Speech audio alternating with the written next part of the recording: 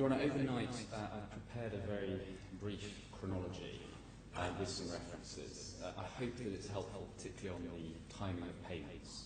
So if I may hand that up. Yes.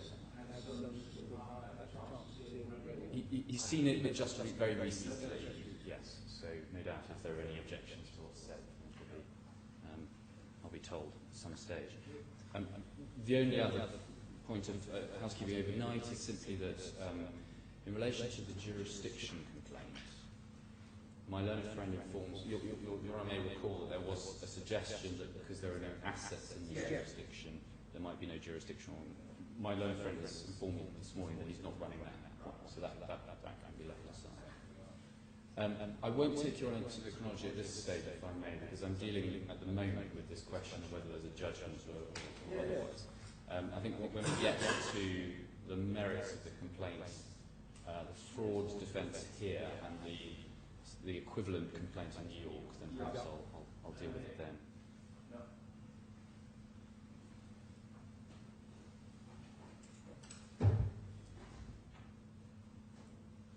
So, Your Honour, yesterday, I was, at the end of the hearing yesterday, I was dealing with the question of whether this is a judgment, and I was making my central point, which was that ultimately what matters is how it's treated in New York, and this is treated as a New York judgment by New York law. And I was making my submission that on the authorities that we have, it appears that judgments by consent can give rise to res judicata, even to issue a estoppel. I showed Your Honour some authority on that, and made the point that there's no authority suggesting that it should matter that there's some short-form process which leads to that judgment. That doesn't make any difference. So I will have one or two more comments on that topic of whether this is in fact a judgment, but in my submission, it's worth considering the final and conclusive requirement and on the merits requirement now, because the authority, which I'm going to take Your Honour through, sets out in some detail, traverses a lot of the authorities from around the Commonwealth on this issue of final and conclusive and on the merits, and it shines a lot of light on really what is required for a judgment to amount to a judgment which is capable of enforcement of common law. So if I may, I'll move on to that and then perhaps circle back with a couple of comments on why this is clearly, in my submission, a judgment. Just dealing then first with this question of final and conclusive. So my learned friend's position is that this is not a judgment which is final and conclusive because it can be set aside by the same court which made it. I think in submissions made the slightly different point, which was that what matters is that his clients have made that application in New York. But it's worth dealing with it in two stages. So firstly, is it right that simply the availability of that process, that procedure, in New York means this is not a judgment which is final and conclusive? On the basis of the Nouvion authority, he says, well, the test is whether or not the same court can revisit that judgment at all. And then look at the next question, which is, all right, if that is wrong, if the simple availability of that process doesn't stop it from being final and conclusive, does it matter that there is in fact that sort of application on foot? So what we have in New York is there are two applications that are made. There's the 5015 application, which is the one which is the general rule for granting relief from any judgment. And that is the one which is advanced on the footing that the judgment is obtained by fraud, misrepresentation, or by misconduct. So that's available in respect of any judgment. There's also another application which is about not having received notice. This is the Section 317 application. My position, we'll come back to this when I deal with the merits of the application, but ultimately that is about when a summons is issued and this is served but you don't receive it, you can apply to set aside the judgment. So if, in effect, it's dealing with setting aside judgment by default. That's my submission, but we'll come back to the actual rules. But ultimately, the focus, the primary application is the 5015. This was there was a misrepresentation as to the position as to whether or not we were entitled, my clients were entitled to file for judgment, and they were precluded from that by the terms of the term sheet. That's the central allegation. That's the 505. That is an application which would be available to obtain relief in relation to any judgment at all. So the mere availability of that application in New York, if that means that the judgment is not final and conclusive, then no judgment in New York would ever be final and conclusive because it applies to every judgment. And there's ultimately no time limit on that, albeit it has to be brought within a reasonable time. And Your Honour made the point yesterday that it's hard to think of any system of law where one couldn't apply to the court in the right circumstances and say that the judgment was obtained by fraud and therefore to be set aside in the court that granted that. So there's almost always going to be that sort of process available there would be in this court, for example. So again, on that basis, the mere availability of that process would mean that no judgment of this court, no judgment of most courts, would actually count as being final and conclusive. Now, my learned friend relies on the case of Nubian, which is the 1889 case. And it's right that in its plain terms, if one treats it as a statute, what it does, what it says, if the court can revisit it, then it's not final and conclusive. But that formula has been explained and I would say qualified since it was pronounced in 1889. And so, just starting with the textbook, if I may, because that I think helps to tell us where we're going to end up. If I can take Your Honour to Dicey, and we'll find it in the defendant's second authorities bundle, tab 20.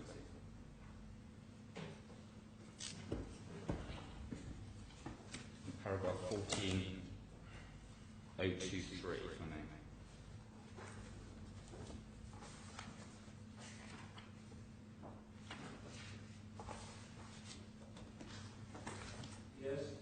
So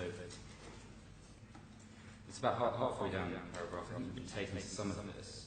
In order to establish that a final and conclusive judgment has been pronounced, it must be shown that the court by which it was pronounced, that in the court by which it was pronounced, it conclusively, finally, and forever established the existence of the debt of which it is sought to be made conclusive evidence in this country, so as to make it res judicata between the parties. Follows that the possibility of an appeal to a higher court does not alter the finality of the judgment. A foreign judgment which is liable to be abrogated or varied by the court which pronounced it is not a final judgment. And then this is the relevant bit. But a default judgment may, in this sense, be final and conclusive, even though it is liable to be set aside in the very court which rendered it. Otherwise, the clearer the claimant's case, the more useless his judgment would be. The test has been stated as whether the default judgment was entirely floating as a determination, enforceable only as expressly provided in the course of that enforcement, subject to revision, in which case it will not be final, or given the effect of finality unless subsequently altered, in which case it will be final. And Your Honour will see the reference in that, in the footnote, to two cases in particular, to the Ainsley case in Australia and to the Schnabel case in the New South Wales Supreme Court. The Ainsley case is where the entirely floating formula comes from. I won't take you on to that because there's a long discussion in the Schnabel case. I'm grateful. It's not a short form judgment at all. So what it does, though, which I think is quite helpful, it looks under every step. And the very helpful for our purposes, what's decided, the relevant facts of those cases, that what is decided, and the judge's comments are all set out. Yes. So that is the case. That's one of the two cases one of the cases that is in the footnote in Dicey, as leading us to an understanding of what is meant by final and conclusive. And what it does, as I say, helpfully, and as Your Honour has said helpfully, is go through in quite a lot of detail, explaining the features of this aspect of the law. So explaining why, for example, firstly, it's a matter of the treatment of the judgment in New York law that is relevant. So it's New York law that matters. How is that judgment treated in New York? does that count as res judicata? Does that mean that the matter has been finally determined between the parties? It explains the formula in Nouvion, explains why, in that case, it was a very different case to the sort of thing that we're dealing with here. And the interesting thing also about Schnabel is that the points that were being made are actually very similar to the points that are being made in this case. It was an American judgment, and it was subject to Rule 60B of the Californian proceedings. And at the back of the judgment is a copy of that, and it's actually in wider terms than the version of the rule that's being relied on today. So it allows the judgment to be set aside for mistakes, for example. But certainly it has similar provisions to those which my learned friend relies on, so that the capacity to set aside the judgment for fraud, misrepresentations, conduct, all will fall within the scope of that particular rule. And so, in a very long, very full examination of the development of that area of the law, the court comes to this clear conclusion that the availability of that process is not something which makes it not In a sense, the learned judge was not saying anything new, because it was there in the cases as the counts. Yes, correct. It's just helpful. It's a helpful guide for ideology. Correct. What it saves is Your Honour being burdened with yet more authority, because it does, as Your Honour says, just take it step by step, look through the development and explain. In the absence of the Supreme Court decision on this sort of thing, it does really what we would hope do in resolving and trying to help us understand really why it is that the specific words of Nouvion have to be understood. They can't just be applied as some sort of statutory scheme. If Your Honour's had a chance to look through that, then I won't take Your Honour through that in detail. No, mention the key parts. Certainly. I have read the judgment recently. I'm grateful. It's quite fresh in my mind. Well, perhaps we can do it either by taking up the authority and I can take things and I'm grateful. So we'll find the authority in tab 35 of my second authorities panel.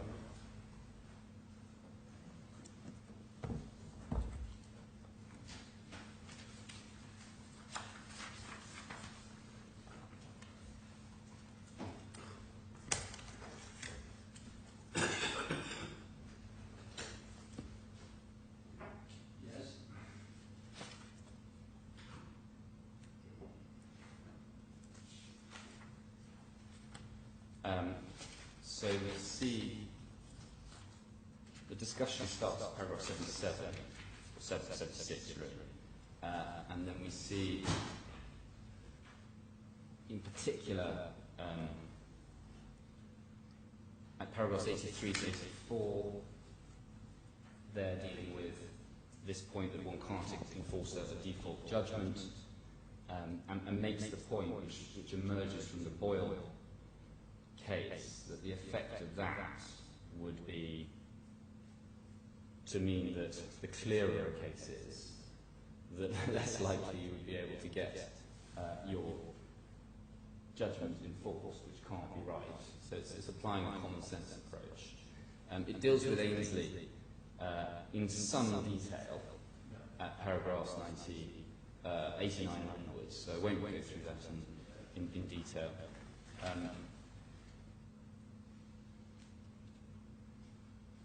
Your Honour will see at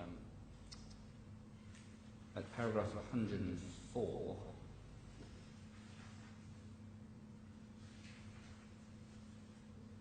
that one of the points that was made in this case, Schnabel, was that the US judgment as to liability was obtained in circumstances where the first defendant was precluded from defending the action. And it makes the point that doesn't prevent it from being a judgment which is final on its merits. It may go to the question of whether it's contrary to natural justice. That's a separate question. But the mere fact that it's a default type judgment does not prevent it from being that. And then at 109, there's a quotation from another case, again where it was similarly made, the point was made that there was a problem arising because the defendant had not been able to defend. And what's said is that what mattered was that the reason he was unable to defend was as a result of his own conduct. He hadn't taken the opportunity that he had. So it was open to him, this is the end of paragraph 109, it was open to him to make an application, but he did not do so. In that situation, the defendant has knowingly and willfully allowed the judgment to be entered against him without entitlement to defend the action or propound a counterclaim. So this idea that some sort of problem, specific problem with the result of this is an ex parte process that generates this judgment, it can't be a problem because that is a result of a choice that he made. It's as simple as that. Yes. The American judge gave considerable scope to the defendants when participating in the damages hearing to make submissions to liability in the sense of, well, do the pleadings justify the causes of action now being relied on the damages? Yes. I don't say that this case is on all fours, and clearly it's not precisely the same circumstance.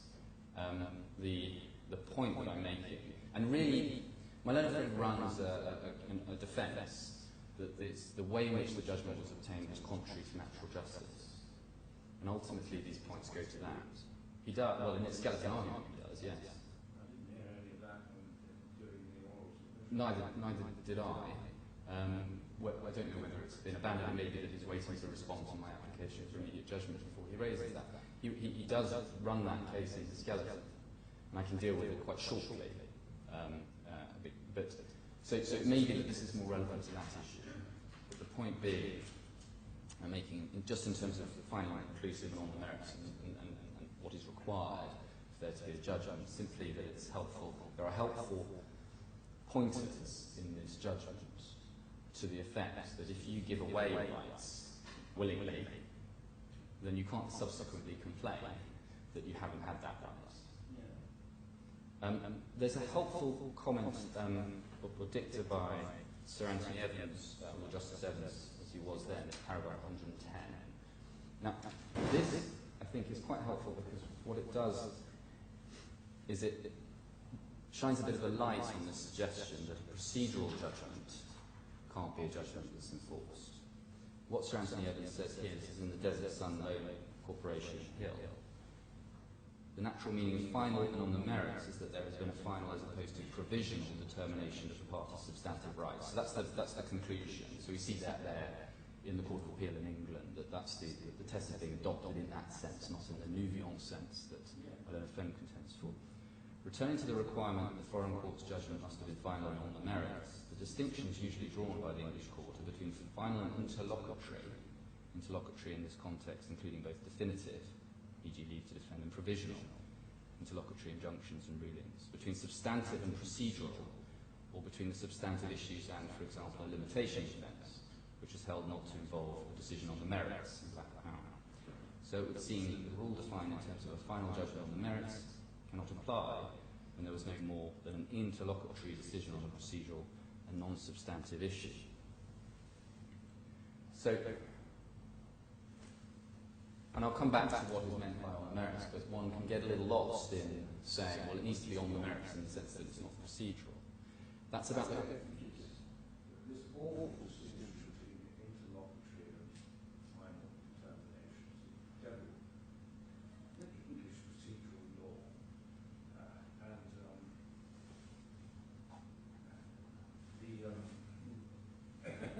what he, the learned judge, let me just see.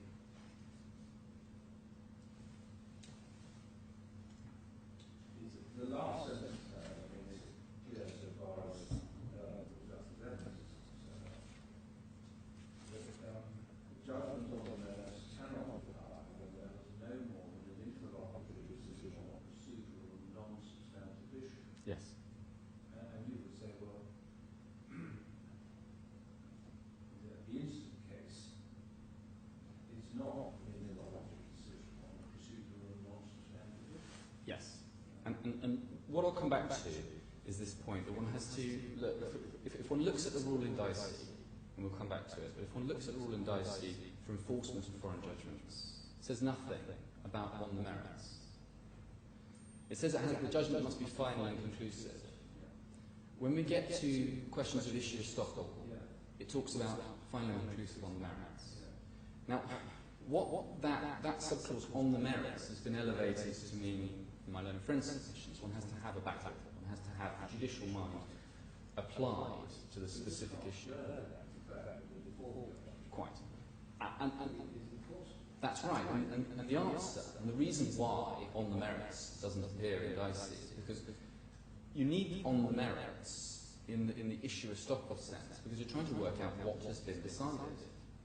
And if, for example, a claim has been dismissed on forum non-convenience grounds, or because limitation has expired, then the question may arise in another forum, can a party run a case which is contrary to, maybe contrary to, the claim that was dismissed in the other forum? So then the question is, what is the content of the decision that was made? Is it simply saying, this was out of time? Or is it actually conclusive as to the issues that were being advanced in the claim itself? Now, when one applies that to enforcement of foreign judgments, the issue just doesn't arise in the same way. Because if it's final and conclusive, it's final and conclusive on the merits. And why is that? Well, because the nature, the content of what is being enforced is clear from the judgment itself. It arises in a very different way when one's talking about res judicata, issue of estoppel.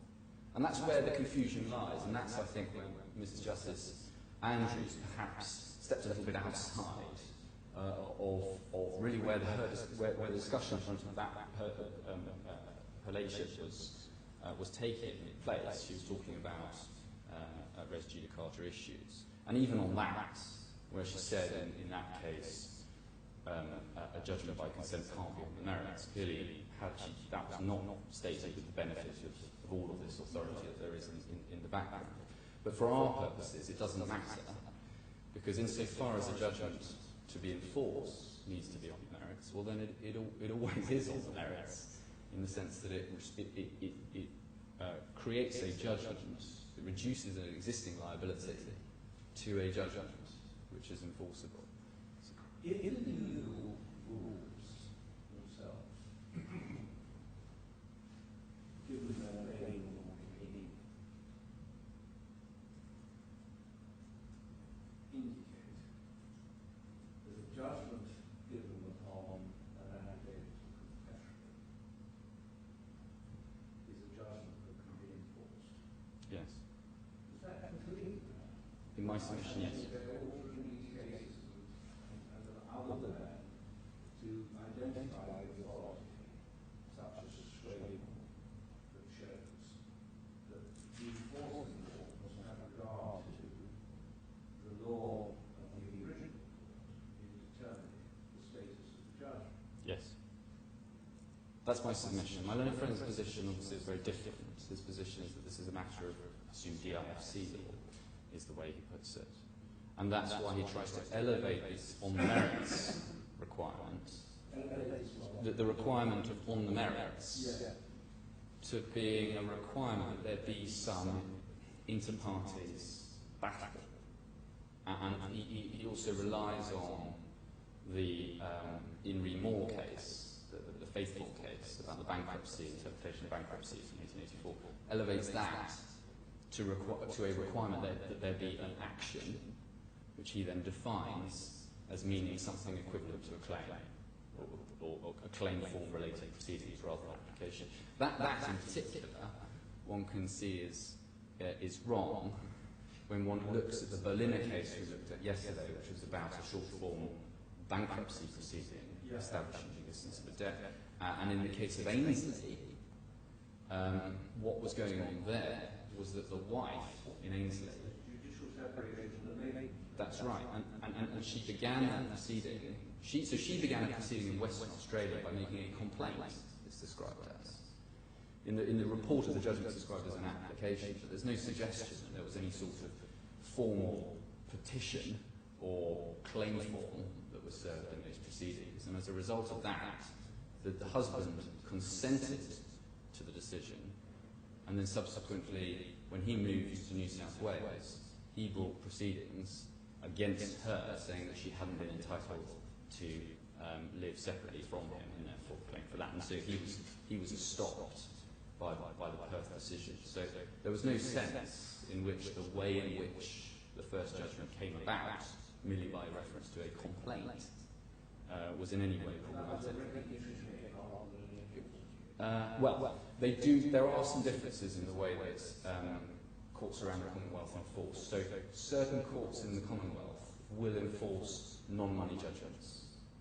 So in that case, they were saying that they were enforcing, but it was a reclamation case in the sense that they, it was used as a resistance to a claim. That's right. Your Honour, in light of the discussion we just had, I don't think that I'm going to take you through in real detail any more of this particular case, but what I might do is just ask Your Honour to note up the following paragraphs, and then if Your Honour hasn't seen those, then in writing a judgment, perhaps you can get something from them. The paragraphs are 113 to 115,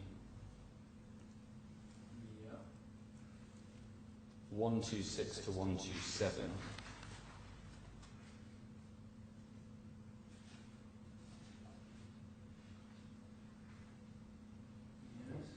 130 to 131, 133, 135,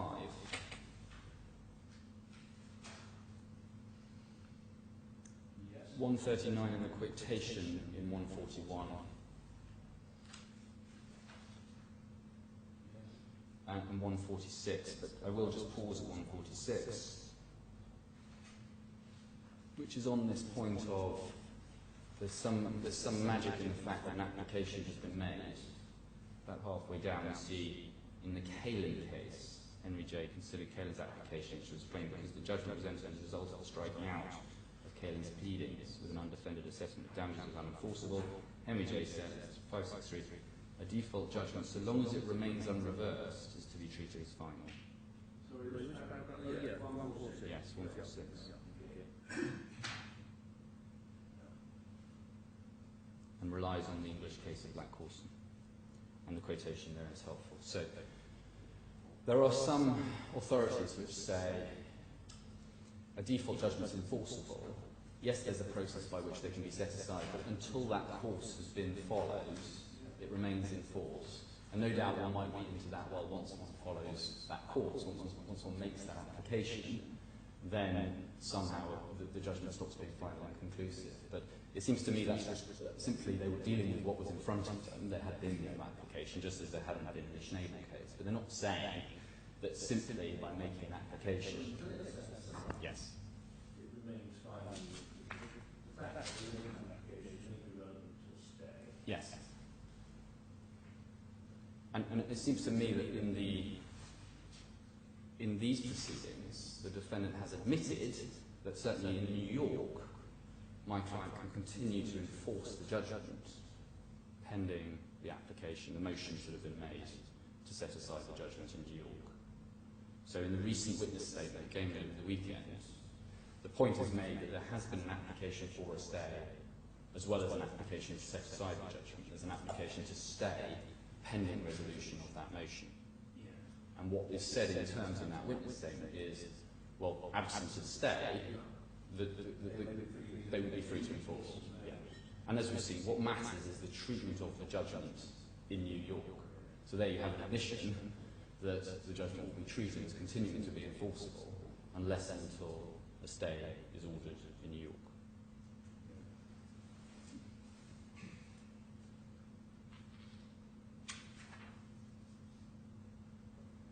So Your Honour was taken to the SFO, this is Serious Fraud Office in Saleh case. Would it be helpful to go back to that? Yes, well let's go back and have another look then. If we go back to tab 26.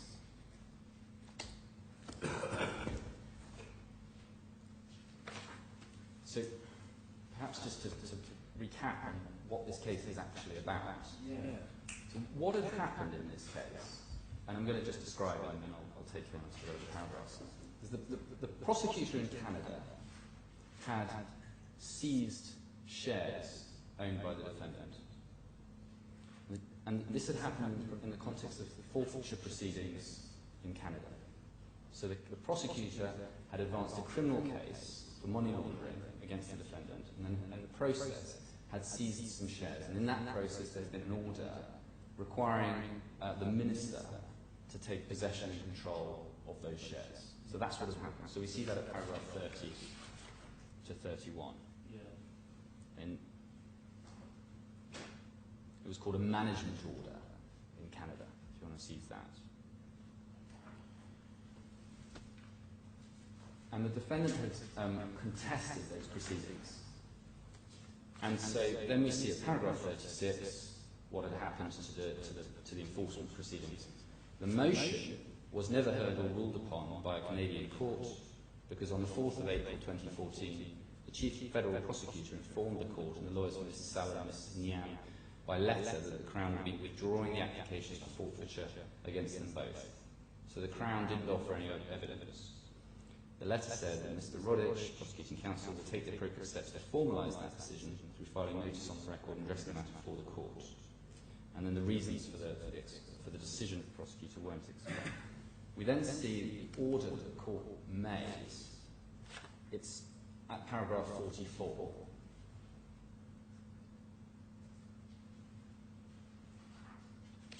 And it's over the page, you see the order itself. So there's two recitals that are relevant. One's at 44, one's at 50. What that says is, and whereas no evidence has been presented by the applicant, Her Majesty the Queen, in the right of Canada, upon which the Honourable Court could conclude in favour of the applicant that Section 490(54) has been satisfied, therefore appearing that Mrs. Salah is innocent of any complicity in any indictable offence that resulted in RCMP seizure of her shares in GI, or that the said Salah shares were likely to have been used in connection with the commission of an unlawful act. And then, so there's that recital, and then the order itself is at paragraph 50, and this is what Mrs. Salah really relied on. And perhaps let your eye read that.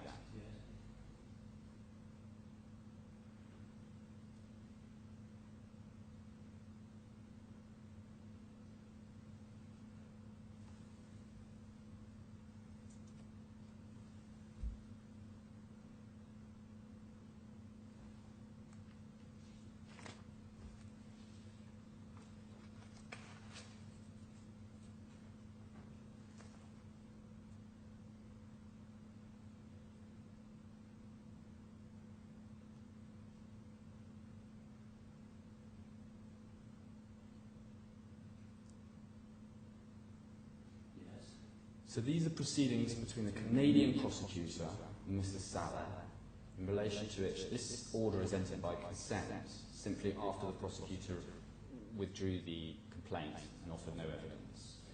So then what happens is the Serious Fraud Office in England bring PFO proceedings, property freezing order proceedings, against the defendant, Mr. Salah, on the basis that these shares are the proceeds of crime.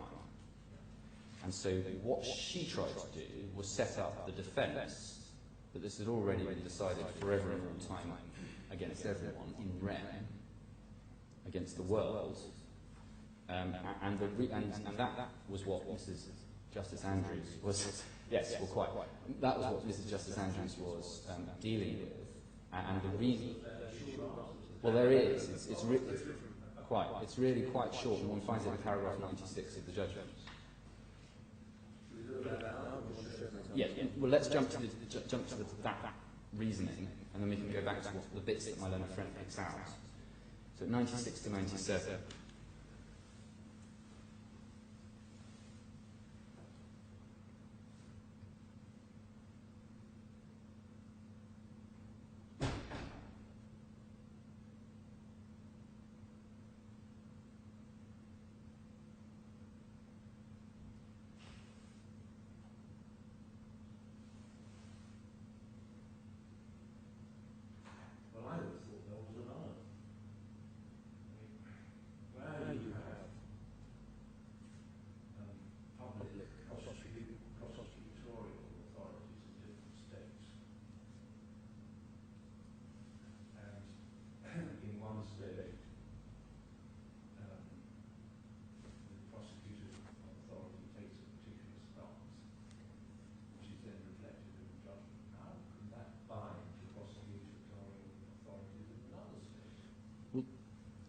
it is right that certain types of in-rem judgment can bind other authorities.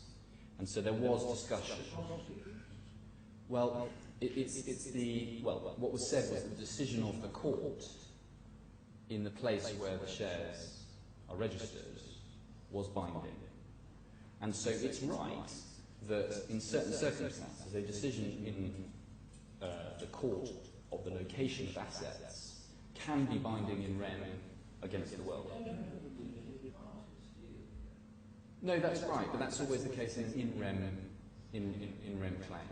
So if a court in England declares the state as the ownership of a piece of land, say, then in the right circumstances it may be that judgment can be relied on. Yes. Well, so I agree. Yes. It seems to me to be strange. Yes. The prosecution authorities once stuck with Yes. the art and an attitude struck by prosecution authorities and others. Well, quite. And that was the focus of this decision, because ultimately the point that Mrs. Justice Andrews makes in paragraph 96 is that the decision of the court didn't decide any issue which could be used to set up an issue of Stuffle. All it was dealing with was the aftermath of the withdrawal of the complaint. That a forfeiture application has been withdrawn. Yeah. And so far as the applicant is concerned, those shares aren't implicated in any criminal deed. Yes. And reversing the management order which had previously been made. So there were, yes, quite. So this is very much in the zone of that distinction between procedural decisions and decisions on the merits. And she's saying here, this is a decision on effectively a procedural decision because it's dealing with the aftermath. It's not actually. So again, the question here was very much the content of the decision, if any, that was being made in that order. And the content of that decision was not the complaint that these were processes of crime which had been involved in criminal activity. The content of the decision was simply the aftermath. And that's the point. That's really where that case gets us to. So my learned friend relies on paragraph 70, which are very much comments along the way. And 79 you relies on. If I take you back to 70, sorry. And just to show, Your Honour, the source of Mrs. Justice Andrews' discussion on this, the relevant rules with respect to the recognition of foreign judgments are well established and were largely uncontroversial. And then refers to Dicey. There are other authorities referred to, but ultimately the source of what she is discussing here is Dicey. And that is the source of the discussion that I've been having with you, Your Honour, today. It's not being said that there's something that Dicey is wrong, that the authorities refer to in Dicey are wrong. It all flows from that. And then my learned friend then takes Your Honour to paragraph 79 and says a judgment or order on the merits will not include an order dismissing a case for want of prosecution, or for a technical objection, or for a default of pleading, nor will it include an order made by consent, for the obvious reason that even if it gives approval to the agreement made between the parties, the court has not itself adjudicated upon the matters in issue between them. So just the first half of that sentence is probably right in the sense that in the sense that if the decision is simply on a technical objection, for example, there is a decision of the court that this is statute barred, there is a decision of the court that this claim is not appropriate for this court, that will not be a judgment on the merits of the dispute, which is subsequently relitigated. But to go... It's all about the recognition of the purposes of enforcement. Yes.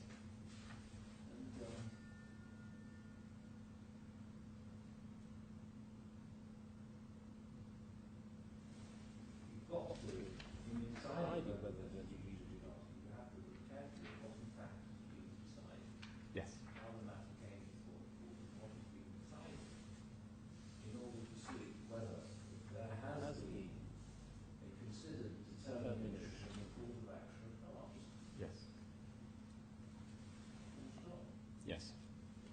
And that's why, and this is the last authority I'll show you on this, we go back to DICE and actually look at the rules for enforcement on the one hand and recognition on the other.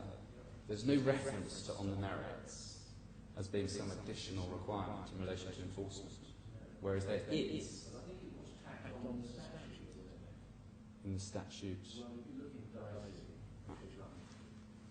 they say that the words final or merits, I think I've got a phrase, has sort of become a standard consolidated phrase and appears in the 1933 Act, the Recognition and Enforcement Judgment.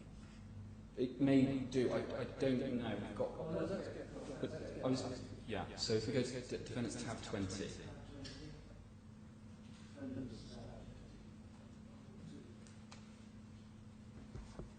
On 673.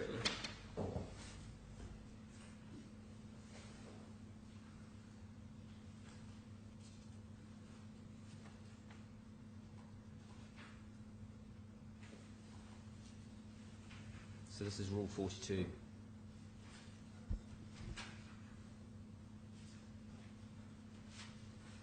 that part of the chapter dealing with, Recognition terms. well, it's not. Where's the rule? The rule, it's Rule 40. In this bundle. Yeah, so you're tab 20, page 673 at the bottom.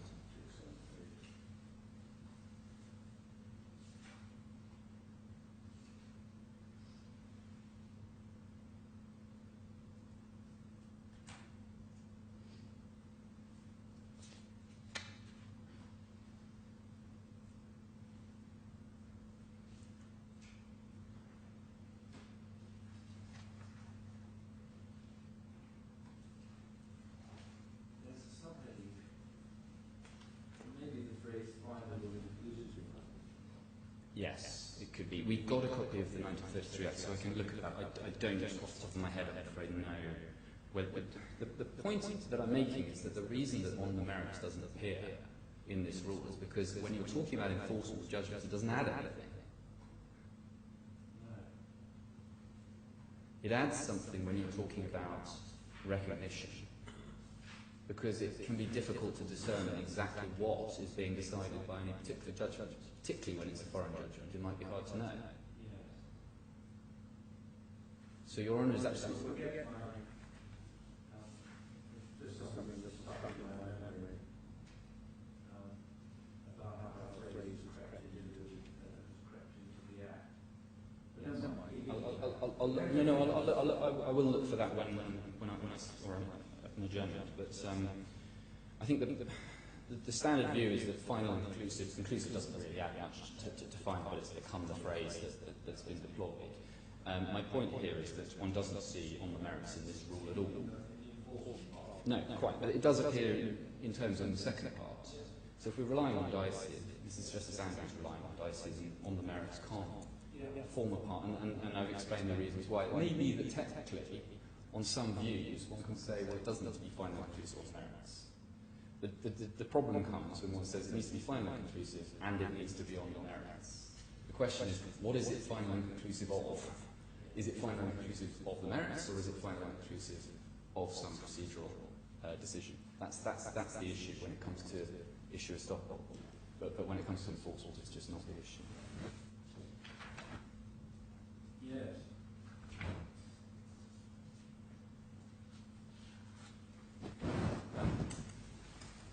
So, Your Honour, that's pretty much all I wanted to say about this part of the defence.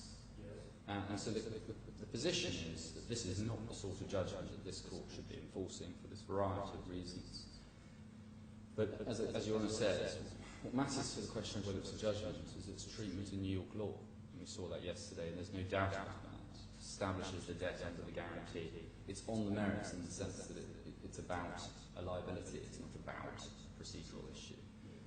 It's not provisional, so it's final. The fact that there's an application set aside has no impact in New York, that's admitted.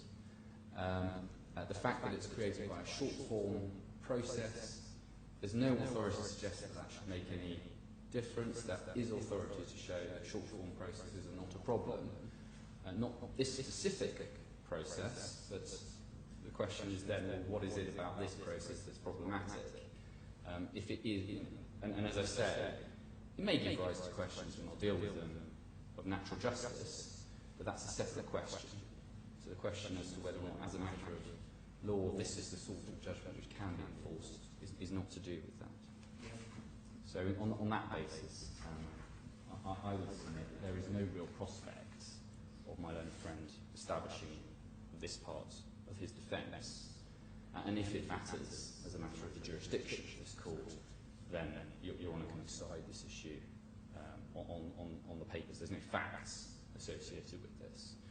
My learned friend says, and it's a theme of his submissions, that Your Honour can't decide issues of New York law because we need experts of New York law.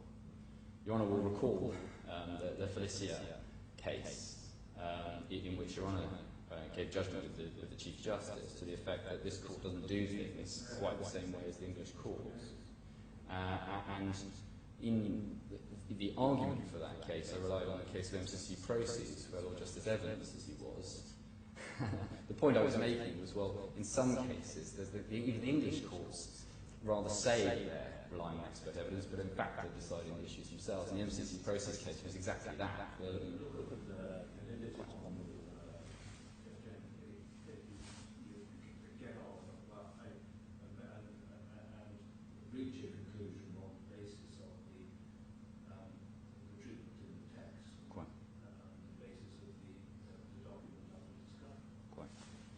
So Your Honour is well placed to do that, so it can be decided today.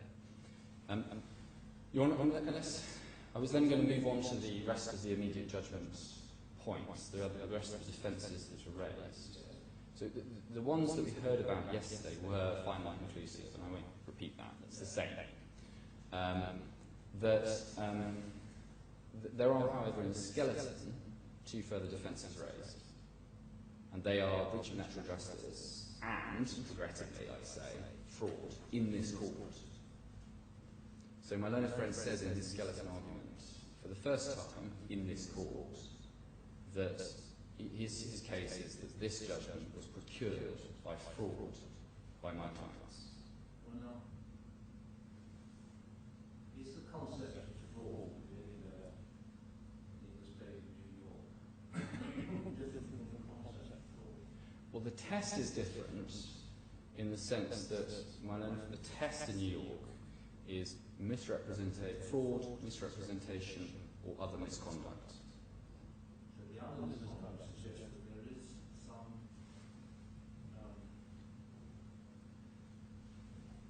culpable. It has to be non-innocent, yes. Yeah. So that, well, we don't have authority on the test, but it seems to me to be naturally the conclusion of other misconduct. Quite.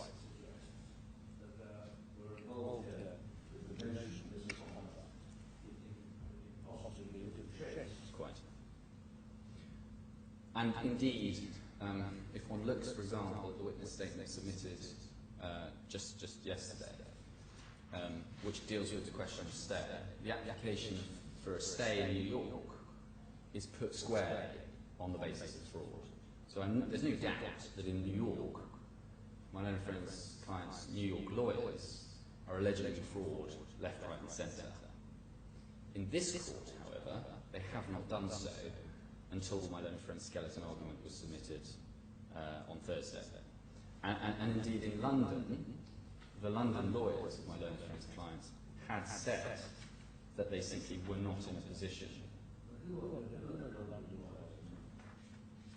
That is a good question.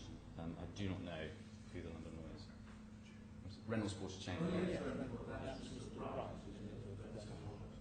Mr. Hart. Mr. Wright is an English lawyer who operates in... Yes, correct. So, what Mr. Hart said in his witness statement in London was, there is this application in New York, but we are not in a position to advance the case of fraud in London. And one reading between the lines, one can see the obvious. It's not going to be advanced in London, but it is advanced in this court. It is now, raised on Thursday in a skeleton argument? Well, Well, I have to hear more on that. The usual professional constraint line will apply here. or quite. So I said, well, I'll come back to that, but perhaps I can clear away the other point my learned friend raised in the skeleton argument, which is this idea that the judgment was obtained in circumstances which were contrary to natural justice. That's the other defence that he raises. And the way he raises it is he bases it on the fact that the judgment was obtained ex parte, and therefore it all becomes terribly unfair when my client says things in those proceedings which his client disagrees with. And that gives rise to this being all contrary to natural justice. So the contrary to natural justice defence is all about the fairness of the process. It's one thing if my clients are guilty of fraud, so leave that to one side. This particular defence is about this is a process which is contrary to natural justice.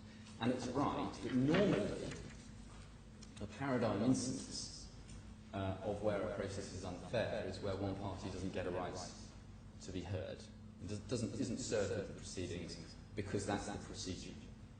But it's not right to say that there is some fundamental requirement of natural justice that in every case the defendant is in fact put on notice of the process, because you can waive that right. You can take steps to agree that you shouldn't have that right. And my submission is completely clear from the authorities that there is that principle. So these are big boys we're talking about. Well, quite. Well, quite. It is a very technical, very wholly technical response to what is a deep and a deeply unmeritorious position. But Your Honour may need the ammunition simply to kick it into the long grass, if I can put it like that. These are absolutely big parties, big sophisticated parties, multinational companies who have agreed to a procedure which they admit is an ex parte procedure. So for them to come back to the court and say, well, this is all terribly unfair. Yes, well, quite. There's a colossal debt here. There's $600 million in the background here. And my clients were agreeing not to pursue them for about 6 weeks, until the end of March. And so, and not to pursue them, but not to wind them up either. So they agreed to a process. And the question is not, is that agreement fair? Can it be set aside for some reason? Nobody's suggesting there's anything unfair about the way in which that agreement was arrived at. So my learned friend's case has to be that it's unfair to hold a party to a perfectly valid agreement that they should be subject to an ex parte process for a judgment. It's not an attractive argument. And it's clear, I say, from the authorities that it doesn't get my learned friend anywhere. And I can show you very quickly two short authorities on that if it's helpful. The first one is Dicey, which we're already in, so if we can turn forward to page 741.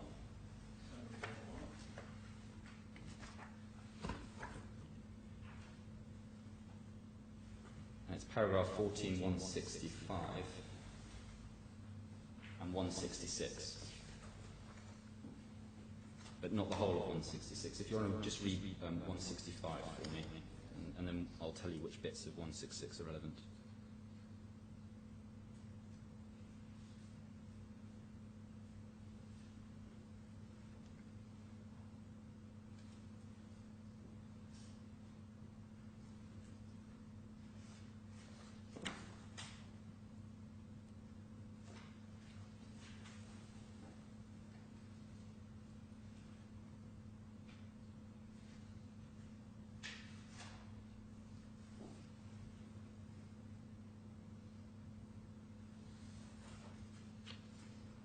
So the question is whether there's a reasonable expectation. What is the reasonable expectation of the parties? That's what's being confounded. And then over the page at 166, one starts about 7 lines down, if the defendant has agreed, and down to the end.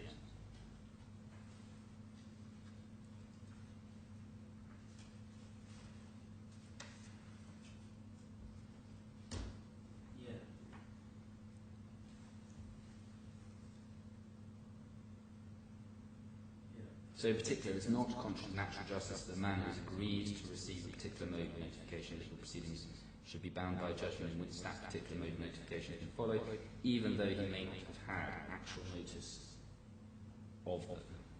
So the point there, I accept is slightly different, which is that if you don't get actual notice and you've agreed to be bound into a particular system, you're stuck with the rules of that system. If that system doesn't give you actual notice, then you can't complain about it later. So this is about a situation where you have agreed and there is to be some form of notification. But if actually one looks at the authority that's referred to at the end there, which is the Valet and Mer case, we can see that actually the position is wider. If we go to my authorities bundle, tab 41, which is the final one.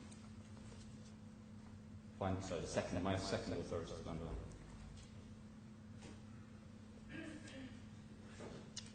Just a very short passage from this. Yes.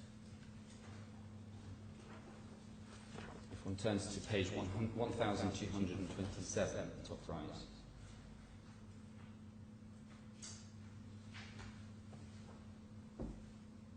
And so the complaint here was that the defendant had not received actual notice of the foreign proceedings.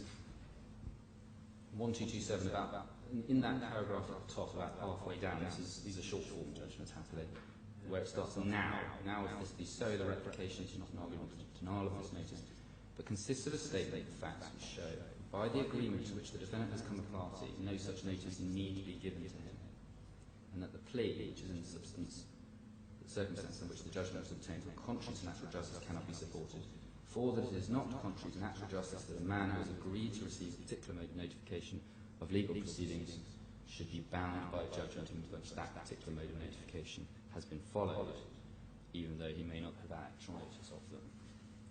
The point is that if you agree that you won't get notice, or you agree to a mechanism for service which isn't going to give you actual notice, then you can't come back later and say it's terribly unfair. But ultimately, it's a question of stepping back from this process and saying, has there been some miscarriage of justice here? And the confession itself submits to this procedure, which is ex parte, on my learned friend's own evidence. So there's no sustainable argument that this is contrary to natural justice, and again, that is a defence which Your Honour can deal with at this stage. There's no further facts to be adduced in relation to this, and it can be dismissed. Can you just help me with the chronology? Certainly. The judgment was issued. Yes. And it was served. Yes. And the rules provide for the possibility of an appeal. Yes. 30 days. 30 days. Now, there was no appeal. Yes. But was any notice of motion served within that 30 days? Not, I believe not, no. And on the evidence, was there no explanation as to why there was no appeal? No. No. So, there was an argument in New York law, which emerges from the authorities. Can you raise, on a 5015 motion, my learned friend's putting forward, points which you could have raised in your appeal? And the court was split. But the majority said it's all up for grabs. The minority said you should just be stuck with arguing things that you didn't raise, that you couldn't have raised before. And there's obvious commercial sense in that, but that wasn't the way that the New York court went. So as a matter of New York law, it appears it is now open to a party on a case such as this to sit back and wait, as this defendant did, some 78 days, I believe it was, before making this sort of application. The application was stayed. Yes. Was made in January, I believe, yes. January. Yes. And the judgment was issued In August. Yeah. So the judgment was issued, on the 25th of August. And you began proceedings to enforce On the 4th 4th of October. That's the start date for Dubai, Yes. London, Cayman Islands. I believe start dates for those were slightly earlier, but I think they had already, around that sort of time, yes. Don't have that. And so then what happens is there's an acknowledgement of service in this jurisdiction at the end of October. So at the start of October, we have these proceedings issued. End of October, the defendant acknowledges service, indicates they're going to dispute jurisdiction. 6th of November, my clients issue this immediate judgment application. And then it's not until the 11th of November, so after my application is issued, that my learned friends, clients, bring their motion in New York. That's the first motion. That's the 5015 motion. There's then subsequently the 317 motion. Would it be a number ahead of the way things actually develop, but it's just helpful to get the overall picture? It's not strictly relevant to the defence, albeit it may colour your Honour's approach to the question of fraud and why it's being raised now. Some months, we're now in March, hasn't been raised in this jurisdiction before. It will.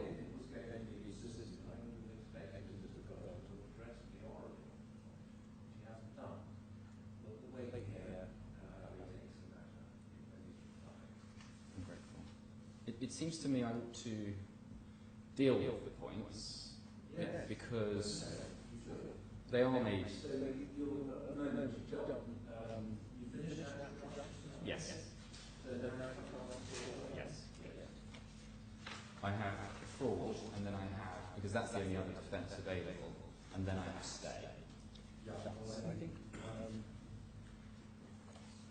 you're going to have to spend a little time on stay. Yes. Grateful. So, in the context of fraud, I will be dealing with the New York motion, and so a lot of that will be relevant to the question of stay as well. So, in relation to fraud, it's probably quite helpful, or I hope it's helpful, to have my chronology.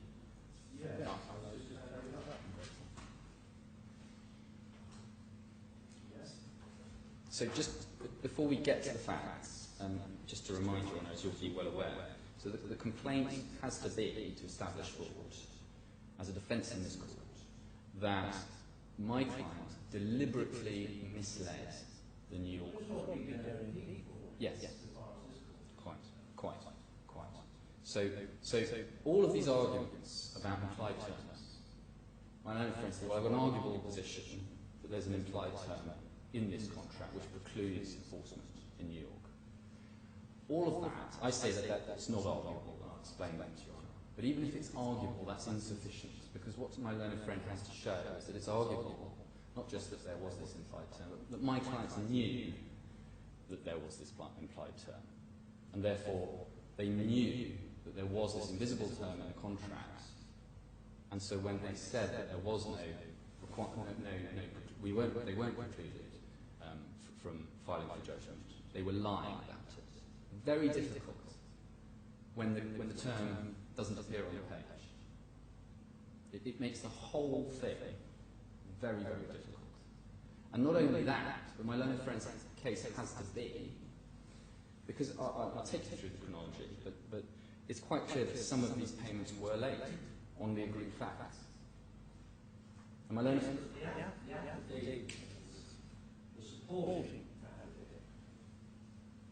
supporting the application judgment. Yes. Made no reference to any late payments or anything at all. That's right, but the question is whether or not the court was caused to enter judgment by a lie made by my client. And so the question is whether or not my client lied about there being a right to enter judgment. And so they have to have thought in their own minds that they weren't entitled to enter judgment. And necessary to that is that there was some clause in the contract, implied term, as it's being put now, it's never really been expressed in those terms, but implied term, that in certain circumstances my clients were not entitled to enter judgment. And as I say, it depends on the content of that term as to whether that would be right. Because if the term is simply, if you default under the term sheet at all, we can enter judgment.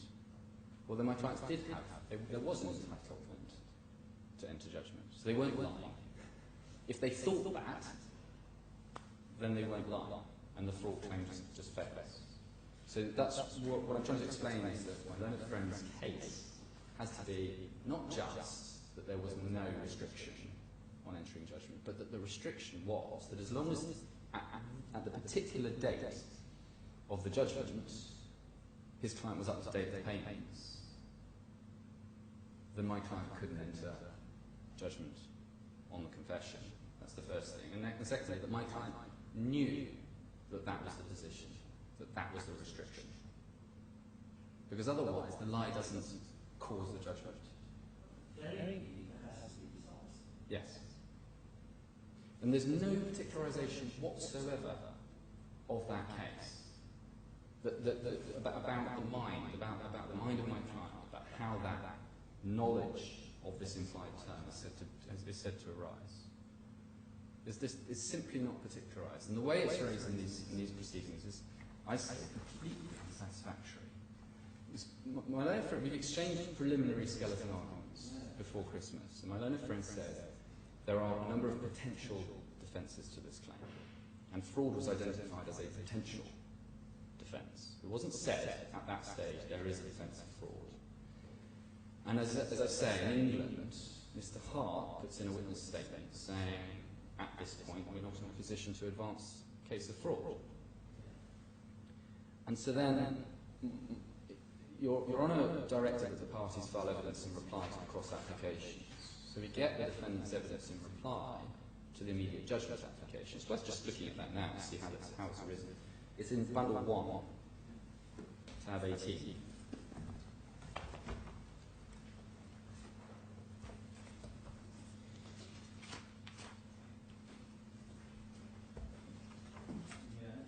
So this is the witness statement of third witness statement of Mr. Shilbaid, filed in response to the immediate judgment application. See that at paragraph 2 on page 79. And then on paragraph 21 to 23, prospects of success.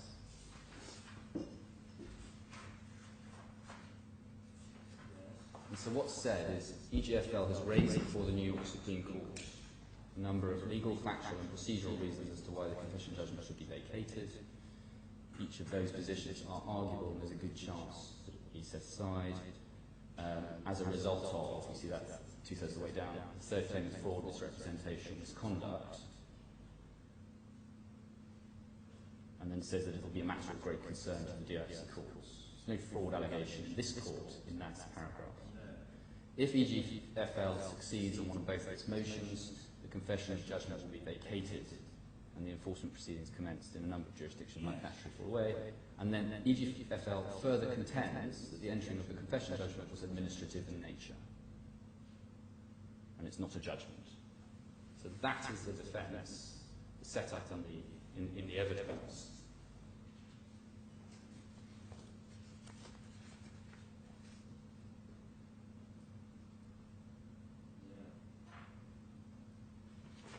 But then we get to paragraph 87 of my learned friend's skeleton argument.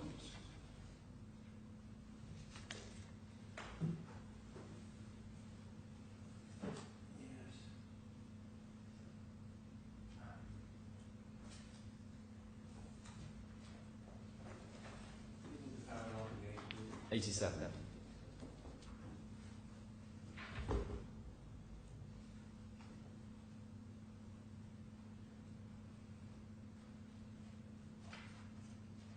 So it's 87A.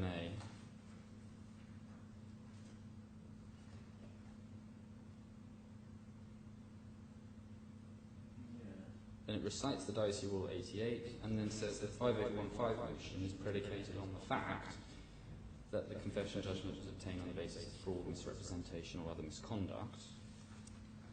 So again. And then just goes straight on into the principles.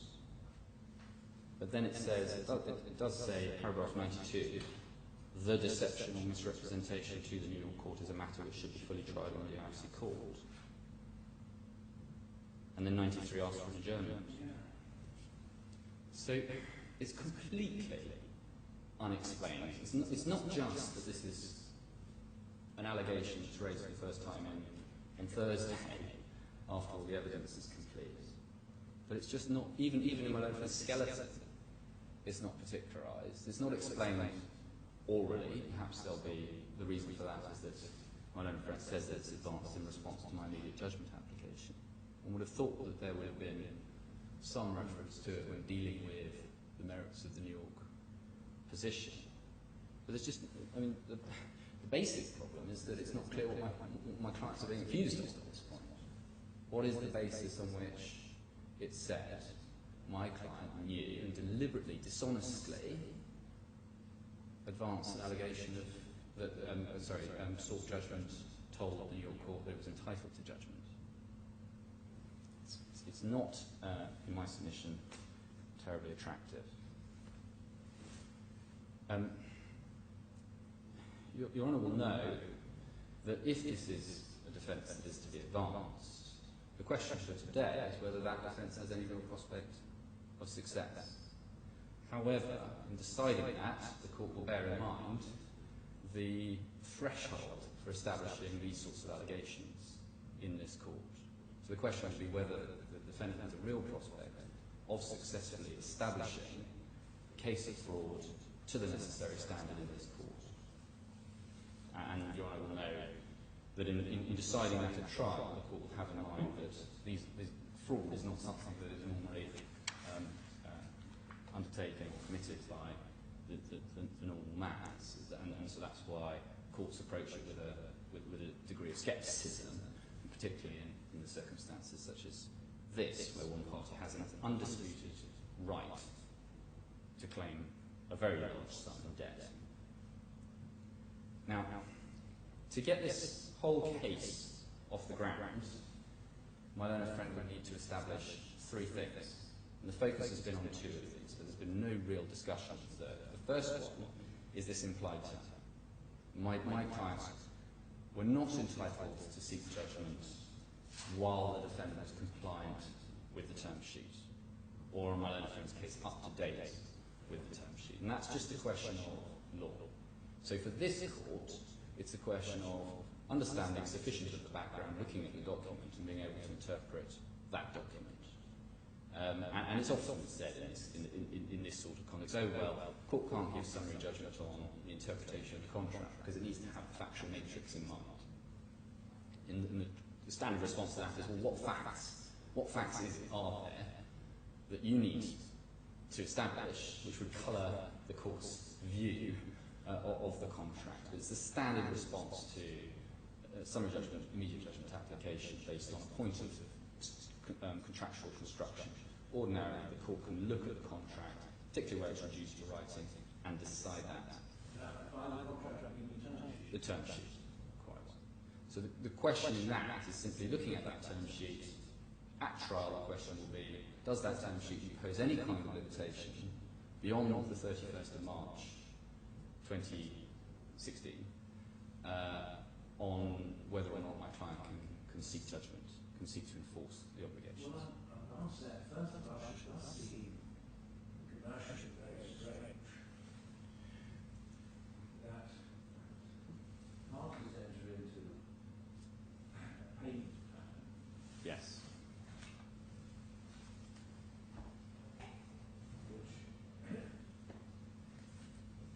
Which is wholly inconsistent with the debtor at the same time becoming liable for the accelerated debt he's probably guaranteed. But it's not becoming liable. It's already liable. Yes. And yeah. The point about the fact that liability can be turned into a charge. Yes. And immediately becomes enforceable. Which does not sit easily with a payment plan, which is agreed to by the creditor. Well, the point is that settlements can work in a number of ways. One way they can do it is to substitute a payment plan for the existing obligation. And I'll show you, Your Honour, that that's not what's happened here. It's quite clear from the terms, because payments under the payment plan are expressly stated to go to reduce the debt and interest due in relation to the guarantee. So not a question of annihilating the existing debt. And indeed, at the same time that the term sheet is entered into, we have the confession judgment which admits the liability under the guarantee. It may not be Yes. Yes. but it may be on the basis that there will be no enforcement. Yes. During the currency of the plan. I quite accept that. However, what is clear from this document, and what it says expressly in its terms, is that there is a preclusion from enforcing until the end of March 2016, but there is to be a final settlement agreement to be agreed by the 24th. And some of the terms in the term sheet apply immediately, and some of them don't. So the deal is, we will not enforce until the end of March. We hope you will pay a payment by the 24th of March. We hope that we will agree a long-term arrangement by the 24th of March. This is the shape of the long-term arrangement. There's a payment plan. And at the end of that, this is the sum that we will get to. But one can see from the terms of the term sheet itself, because some of them don't apply on signing of the term sheet, the content of what is hoped to be the long-term settlement, which includes a security package, for example. It includes provisions whereby the defendant can't forgive debts, dissipate assets, and so on. So there's a contractual obligation there. So if one, What's the date that the term sheet is set? the 18th of March. We're only months' time. Well, Fully signed up settlement agreement. no, but the notice of acceleration was issued on the 20th of February 2016. Well, So, that may be the case, but your case is that in the confession could be deployed in order to obtain an enforceable judgment, where really, whether there's a final and conclusive settlement agreement or not, simply upon the date of arrival, the 26th of March. yeah, the 30th of March, yes. 30th of March. I know.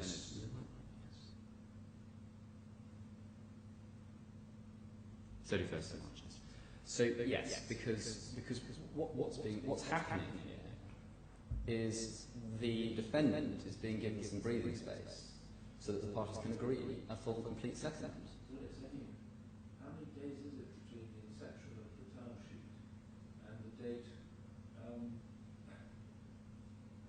13, so it's about 2 weeks, a little bit less than 2 weeks to conclude the deal. But one can see in the terms of the term sheet the content of the agreement that the parties were working towards.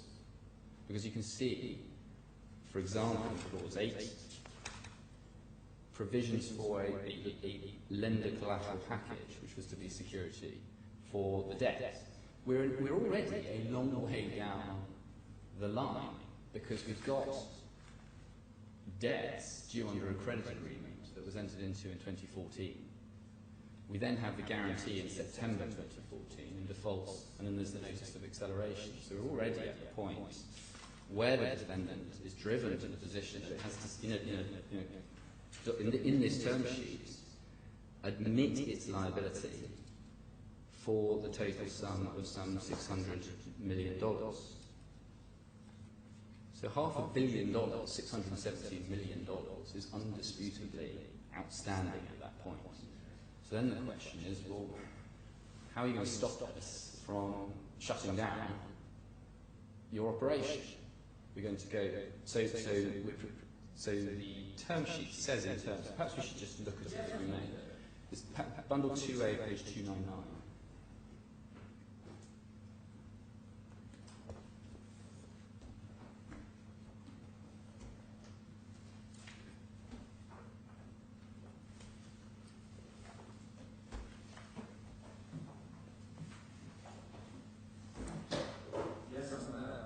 So I don't think Joran needs to look at the first paragraph, but its second paragraph, it sets out which parts of the term sheet will be applicable and which parts shall not.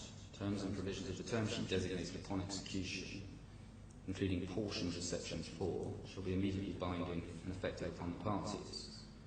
All other terms and provisions contemplated by this term sheet are subject to definitive settlement documents to be negotiated and entered into between all relevant parties on or before the 24th of March 2016, provided that the effectiveness of such settlement agreement will be subject to finalisation of the definitive documentation by 24th of March 2016 and EGFL making the first instalment of the settlement amount.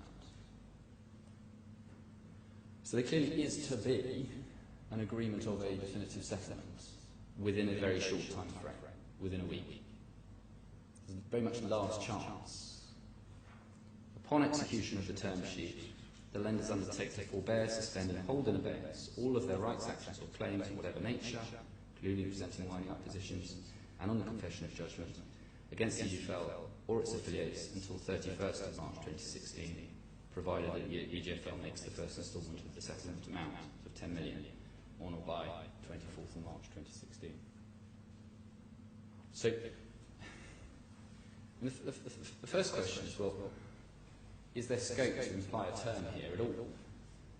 When you have a term which expressly prohibits to a certain date enforcement of the guarantee, the only implication one has from that is that that prohibition ends at that date. It would be inconsistent with that term to say, and by the way, it continues further. So you're not implying a term here, to get to my learned friend's case. You're rewriting this contract. Before we get to commercial realities, before we get to the commercial deal. But the commercial deal does make sense in my submission. Because yes, it's a short time frame, but what is happening here is that the parties have set out at clause 4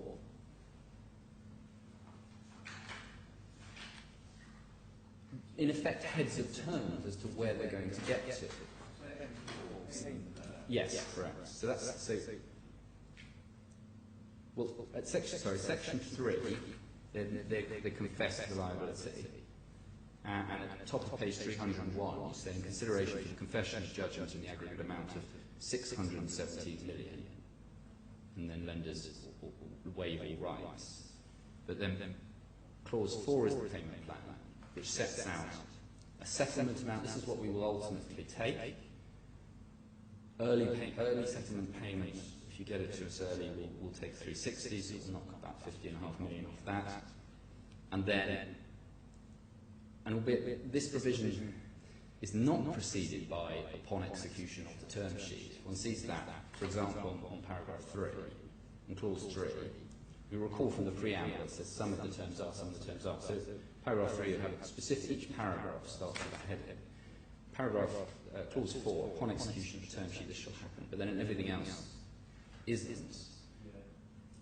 And then it says, all payments made by EGFL, this is on page 302, pursuant to the term sheet and the definitive document, shall reduce first the interest and other account amounts owing and the principal amounts under the lender's claims against EGFL and the confession of judgment. So it's not saying it replaces the debt. So it's setting out a path for the future settlement of this claim. We have a maximum liability of 617 million if clause 4 was submitted. If we go forward towards clause 8, where we see the security package, which was to be implemented as part of the settlement that's going to be agreed. So we're already quite a long way down the line to the agreement. There's no evidence to attempt to be made to reach the deadline. To reach the of the no, because I accept that once we get into he said she said, then perhaps there's an arguable dispute. So no, you're right. There's no evidence of the negotiations that were going on. I think I know what I'm saying. You can look at the post-contract conduct as a very structure. I don't know the answer to that. And neither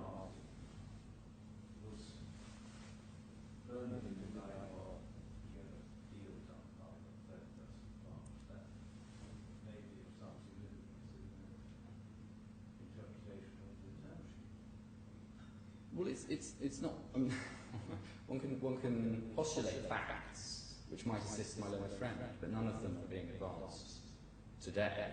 The question is, on its face. They live with that date of 31st March, and the minister of it might be a mistake, but there's no rectification date as far as I'm aware. No, and it's no part of the New York case either. Yeah. And so they have to say in private. Yes. Yeah, that's what they do say. Yes. Well, in effect, yes. They say it was subject to the restriction that we couldn't. So they in effect, through pleading, identify that there must be an implied term. Yeah. They don't put it in those terms, and it's never really been written down what that implied term would be. That's that's very significant that they're not challenging 31st March 2016 date as the milestone after which they are entirely free to activate the confession of the confession liability issue. Subject to this implied term. Yes. They don't in New York say that date is wrong.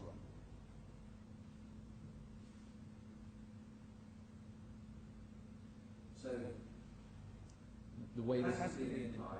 yes. It makes no sense for that date to be wrong.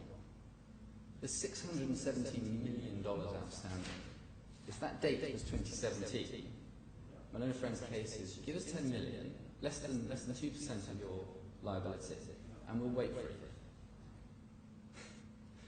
It doesn't make any sense. Well,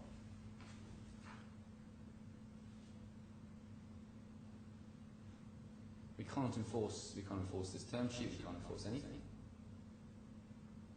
and is there anything in the term sheet we need to pick? That the final settlement would have some further provisions as to the deployment of the confession judgment. No, I don't believe there's anything express in there about what would happen next with the confession.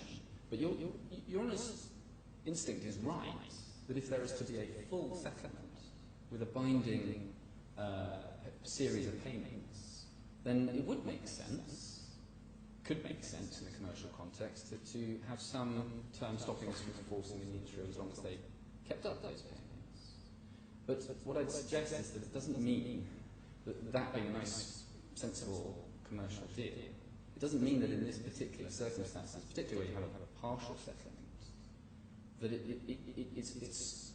it's necessary to imply a term in this case, because where these parties have got to, it makes perfect sense for the defendant to be pretty much at the mercy of the defendant unless a full deal can be agreed, which includes security, which includes all these other terms. It's difficult to imagine a full deal that would remain subject to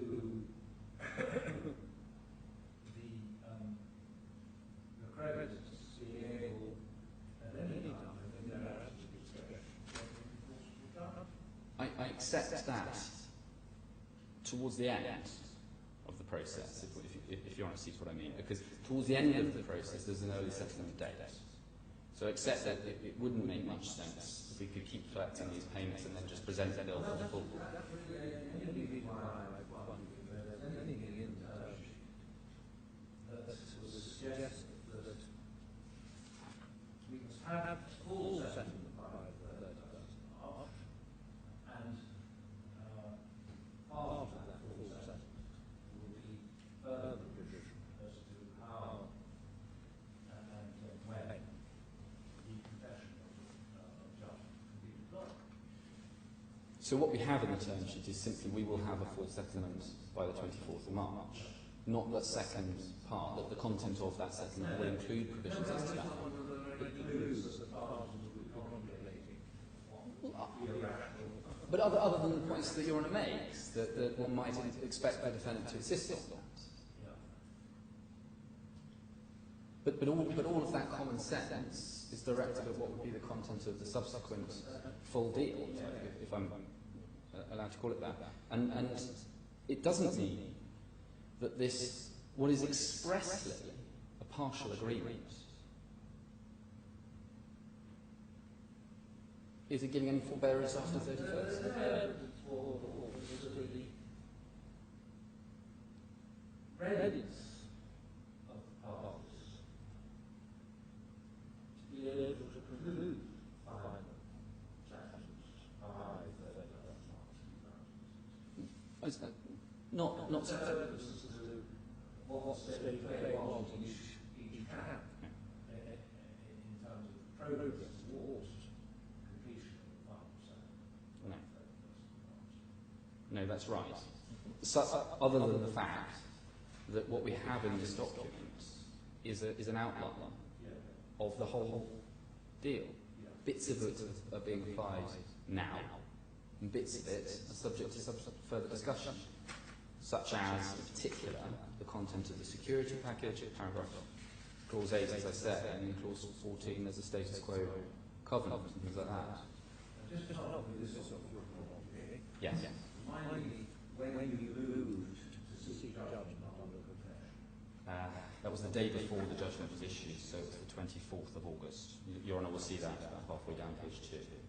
Take that. So it's about 5 months after the date in which... Some triggering event. No, I'm not. No, there's nobody says in terms. These are the reasons why we sought judgment. That's right. For obvious reasons, perhaps I was just my clients have shied away from putting in evidence at this stage, which would engage on facts. Because if we get into that sort of discussion, then I accept that we might find it difficult to get immediate judgment. But what immediately precedes the filing of judgment are the Skyway payments. I'll come on to those. But one sees, in relation to the Skyway payments, persistent chasing for those payments to be received. So on my learned friend's case, those Skyway payments are payments received by my clients, and there's in effect a side deal that if we get paid by Skyway, they don't have to pay on the term sheet. But even those payments are late, and even those payments are late, even on the terms of the participation agreement, they're late. So one can draw inferences from the facts, but it's right, there's no evidence which says this is why we filed for judgment on that date. What one can see, however, is that from the chronology, on the 24th of August, my clients filed the request for judgment. About 1 week later, there's a payment due of $33.3 million. So if one just thinks about the likelihood that my clients turned up to the New York court, lied about their entitlement to obtain judgment on that date, so they must have known, therefore, that the defendant was up to date, that mattered, that therefore my client couldn't have proceeded to judgment, and yet 1 week later there's a $33 million payment due. If they knew that that was a term of the contract, then and they knew, they would have waited for either the $33 million to come in, or on the day they did it, just as every other payment previously, bar the first two have been late, they would have waited for that date and then put it in. So it's not just about the implied terms. The implied term is problematic, I say, my own friend, because regardless of Your Honour's instinctive views about the commerciality of the arrangement, the short point is that one has to rewrite the contract. It's not about an implied term. One has to rewrite that term in the contract.